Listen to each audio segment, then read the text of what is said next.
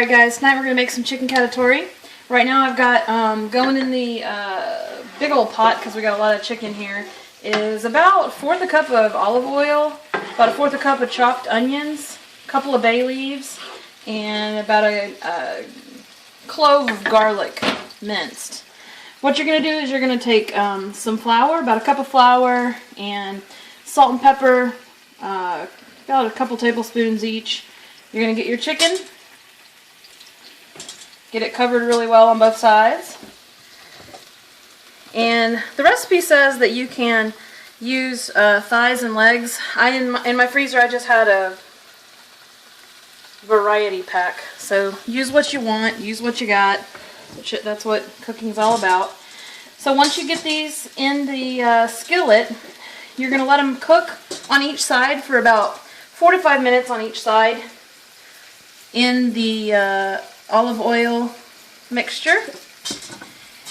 So let me get all of these coated and we'll be back when we're ready to turn the chicken. Alright, so as you see I have some really big pieces here, but I've flipped them. I had to add a little bit more oil. The recipe does say you might have to add oil because it bakes up or fries up, I guess you could say. So I'm going to let these stay on their sides now, on these other sides, for about another 5 minutes, and then we'll take them out of the pan. Alright guys, so this has been cooking on both sides for about 5 minutes each side. You can go less amount of time if you have smaller pieces, but mine were kind of big pieces, so I want you to get them on both sides pretty nice and brown. You're going to put them, you're going to transfer them into a casserole dish, saving the big ones on there for last.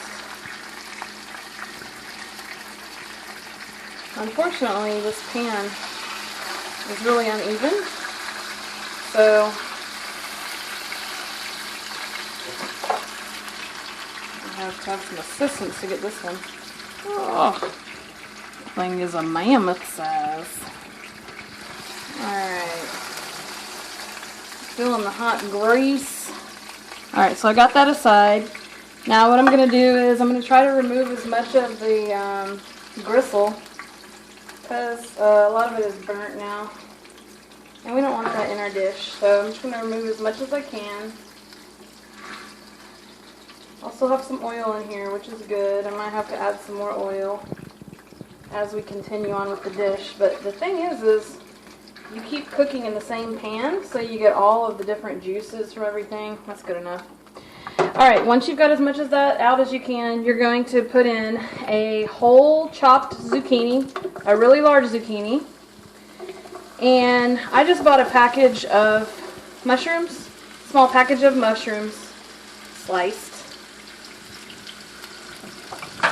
And you're going to use a whole onion.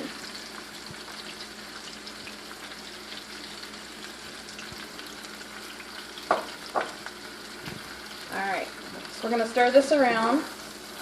We don't want to cook it for too terribly long because we're going to put this casserole into the oven, so the vegetables will finish cooking there. So we're just going to get it coated up. So let me get this coated up. We'll be back in a minute. We'll put it on the chicken. Alright guys, so we've got this pretty much coated. Everything is ready to go, looking good. I'm going to try to put this huge pan and maneuver it over here. Let me grab my oven mitt because I will definitely need it to do this. It's a big pan, but I like it. Alright, so we've covered that. Putting this back on the stove. If I can fit it. Alright. So, back on the stove, we're going to put some more oil. About another 1/4 of a cup. Gonna put a little, about another clove of garlic. I just have the already done garlic because we use it so much in our house. You're also gonna stir in 28 ounces of diced or crushed tomatoes. Then you're going to put in about 2 tablespoons of Italian seasoning. And 1/4 cup of red wine. I just bought cooking red wine. Now, the recipe doesn't call for this, but I thought it would be really good and make it kind of a creamy sauce. I'm going to go ahead and put in about 1/4 cup of cream cheese. The recipe also doesn't call for this, but I'm going to put in some sausage. I'm just using turkey sausage, but I thought it would be kind of meaty, make it a meaty sauce. Alright guys, been letting this simmer for about 10-15 minutes or so. We just want all the seasons to marry.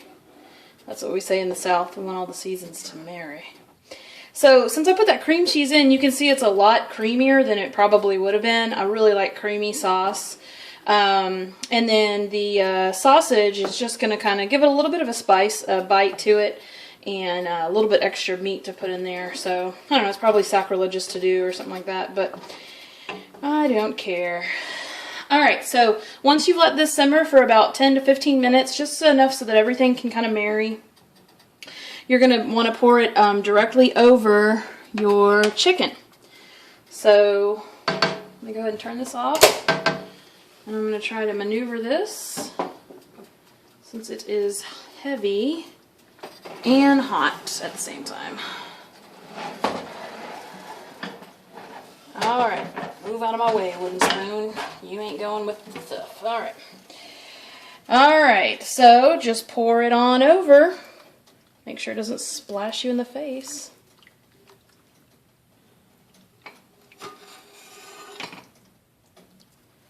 Trying to get it evenly distributed.